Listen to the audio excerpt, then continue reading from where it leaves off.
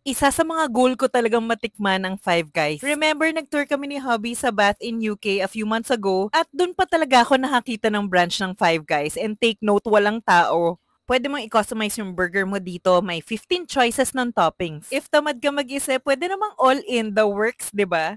Meron silang refillable drink station. Grabe, ang dami palang flavors ng Fanta. Ang dami pang sugar-free options ng Fanta, kaya natuwa kami ni Hubby. Ito yung mga in-order namin. Cheeseburger, bacon cheeseburger, Cajun-style fries, milkshake, and refillable drink. Ang generous nila sa fries, so umaapaw. Sobrang sarap pa ng fries nila, grabe. Hindi ko na iniisip yung calories kasi nakabakasyon naman. Ito yung double patty na burger nila. Grabe, ang laki pala nito. Pero sobrang gutom na gutom kami ni Hubby. Ang haba kasi nung tour and 2:30 na natapos bago kami pinag-break nung tour guide namin. Kaya okay lang sa amin mag-splurge. Ang sarap nito guys. Tama nga yung daddy ko. This is one of the best burgers out there. Juicy and tasty yung beef plus ang sarap-sarap ng mga toppings nila. The bacon was so crispy tapos yung grilled mushrooms yung pinaka-favorite ko. Cheesy, what a very memorable burger experience. Super laki. Tingnan nyo naman ang hirap kainin pero guess what? Naubos ko to. Ito yata yung nakapag-convince kay Hubby kaya napabili siya ng milkshake. And since wala namang Five Guys sa Philippines, tinikman na namin. This is strawberry na may salted caramel and Biscoff. Masarap siya pero matamis. Siguro mahina na talaga yung tolerance ko sa mga sweets. Sa family namin, iba-iba kami ng type na burger. But for me, Five Guys is the best.